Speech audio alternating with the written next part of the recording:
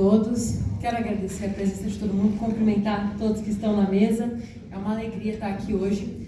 Eu quero começar com uma frase que me lembra muito a situação do Charlie Kirk. É uma frase do Chesterton. A coisa mais extraordinária do mundo é um homem comum com a sua esposa comum e os seus filhos comuns. Era isso que a gente tinha com ele. Era um homem casado, pai de família, com 2 crianças pequenas, e o que ele fazia era falar. Como foi dito pelos colegas, ele falava mais do que muitos parlamentares, inclusive.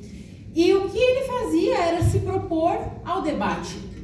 Ontem foi aniversário de 1 mês do assassinato dele. Então, esse evento, essa reunião não podia vir em momento mais oportuno, né? 1 mês do brutal assassinato do Charlie Kirk. Um homem que visitava universidades para dialogar foi morto justamente por quem diz que defende o diálogo, por quem diz que nós somos extremistas, etc. Esses dias, na Câmara da minha cidade, eu sou vereadora em Praia Grande, nós recebemos o deputado federal Paulo Bilinski para fazer um seminário de segurança pública. Enquanto nós falávamos, enquanto o deputado, os bombeiros, a polícia tentavam falar sobre segurança pública na cidade, o grupo da juventude socialista da cidade apareceu e começaram a gritar que nós éramos violentos, que nós éramos extremistas e que nós fazemos discurso de ódio. Nós que estávamos quietos, querendo falar sobre segurança pública, fomos interrompidos e chamados de extremistas violentos. Então, quando a gente para ver o que aconteceu com o Charlie, a gente percebe que nós estamos lidando com sociopatas, com psicopatas, com gente maluca mesmo, para usar o português correto.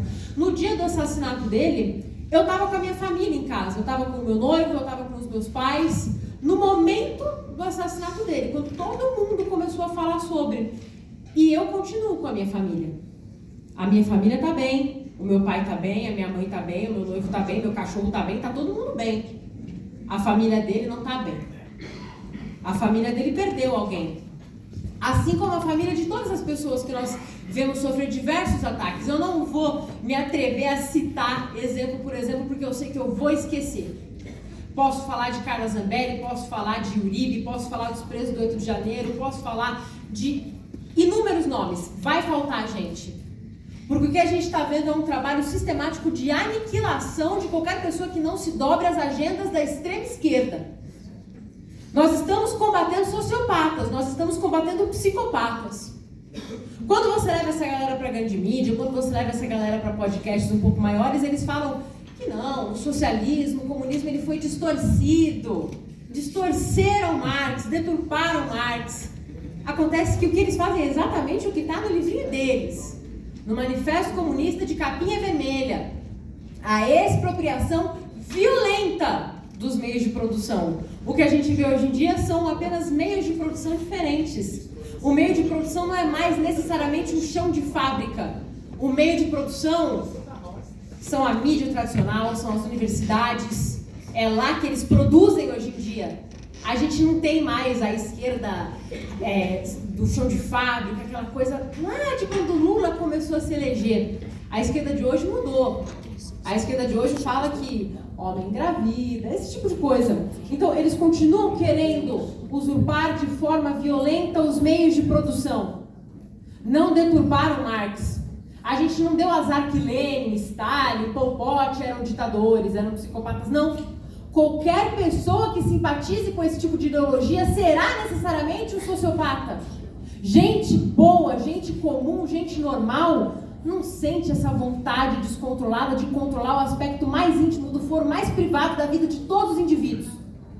Gente normal não quer censurar. Gente normal não quer dar tiro no pescoço de pai de família dentro de universidade. Vamos usar alguns exemplos de como a situação está tão usurpada e deturpada. Eu tenho um amigo que ele é vereador em Araçatuba, ele não conseguiu vir hoje. O Pugina, vereador lá em Araçatuba, foi denunciado no Ministério Público porque estava fazendo uma roda de oração com adolescentes que ele conhece numa escola. Denunciado no Ministério Público por fazer uma oração. Enquanto isso, no Maranhão, você tem alunos simulando um motel como trabalho escolar. No pátio da escola, ninguém denuncia para o Ministério Público. Nenhum professor é responsabilizado, ninguém pede cassação de político nenhum por isso. A gente tem a deputada Ana Campanhola aqui com a gente hoje. Ela, junto com o deputado Nicolas Ferreira, lançaram, ontem foi o evento de lançamento de 2 livros infantis. Ela é ela e ele é ele. Uma versão para menino, uma versão para menina. E a mídia está chamando o livro de controverso. Controverso, ela é ela, ele é ele. Você abre o livro e tem lá XY. Controverso. Porque quem tem o monopólio da verdade hoje em dia vai achar que a realidade é controversa, vai achar que a razão é controversa. Não existe nada tangível, nada real, nada objetivo. Tudo é uma abstração sujeita ao bel prazer dos sociopatas que nós combatemos. Em paralelo aos exemplos que eu citei, várias pessoas foram ameaçadas de ter o mesmo fim que o Charlie Kirk enfrentou. Nicolas Ferreira foi ameaçado, Lucas Pavanato foi ameaçado, até eu sofri ameaça. Há 2 dias atrás aconteceu uma busca e apreensão na casa de um rapaz de extrema esquerda que ameaçou Lucas Pavanato de morte. Há um tempinho atrás a gente viu a busca e apreensão acontecendo na casa daquela tal de Juju dos Teclados, que disse que nós deveríamos matar Nicolas Ferreira, Luciano Hang, etc. O que nós defendemos é que pessoas possam se expressar para defender o óbvio. Defender que ela é ela, que ele é ele. Defender o óbvio, defender o rumo natural das coisas. Defender o que o Charlie Kirk defendia. Porque o trabalho do Charlie Kirk era simplesmente defender o óbvio. Era dizer que você matar bebês no útero das mães é assassinato. É a defesa do óbvio. É a defesa do que mantém o mundo girando até hoje. Porque é isso que consiste em ser conservador, por exemplo. Você conserva o que os testes do tempo mostraram que funcionou. Você conserva o óbvio, o básico que dá certo. Nós defendemos que pessoas comuns possam se expressar e defender o óbvio. Eles defendem ameaçar e aniquilar qualquer um que discorde deles. Qualquer um que diga que um homem não engravida tem que ser aniquilado. Qualquer um que diga que uma mulher grávida não está grávida de um bebê humano, porque a gente viu recentemente um corte, inclusive com uma deputada, de que não, porque a mulher grávida, o feto está vivo, mas não é uma vida. Então, é esse tipo de gente. Eles defendem a aniquilação sistemática de qualquer um que discorde deles. Quem defende armamento, por exemplo, nós defendemos armamento e o uso de armas para a legítima defesa, para defender a nossa própria vida daqueles que nos ameaçam. Enquanto quem se diz contra as armas são os primeiros que usam de armas para matar quem discorda deles. Depois da morte do Charlie Kirk, junto com todo o caos jurídico que existe no Brasil, junto com a prisão de Jair Bolsonaro, junto com tudo que a gente vê acontecendo, a nossa abordagem mudou. E já tinha que ter mudado há muito tempo, mas felizmente mudou. O que a gente precisa buscar agora é um mínimo de paridade de armas. Chega de aceitar tudo. Chega de dizer que alguém pode ameaçar o deputado mais votado do Brasil, o maior símbolo de democracia que nós temos hoje, de morte, só porque concorda dele. Tudo bem, liberdade de expressão. Isso não é liberdade de expressão. Isso não é. Isso é ameaça de morte. Em muito pouco tempo, a ameaça de morte se converte em assassinato real. Porque o próprio Charlie estava recebendo ameaças há muito tempo. Todo militante de extrema esquerda só carece de um fuzil e oportunidade. Porque assim que eles tiverem esses dois na mão, todo mundo que está aqui vai pro paredão. Eles não vão ter piedade de ninguém. Não vai ter, não, fulano foi mais moderado, fulano estava em tal lado, então vamos deixar ele só no campo de concentração, não vamos fuzilar, não. Não vai acontecer. Enquanto a gente não começar a buscar um mínimo de paridade de armas, todo mundo aqui pode ser o próximo Charlie Kirk. Todo mundo aqui. Ninguém está seguro.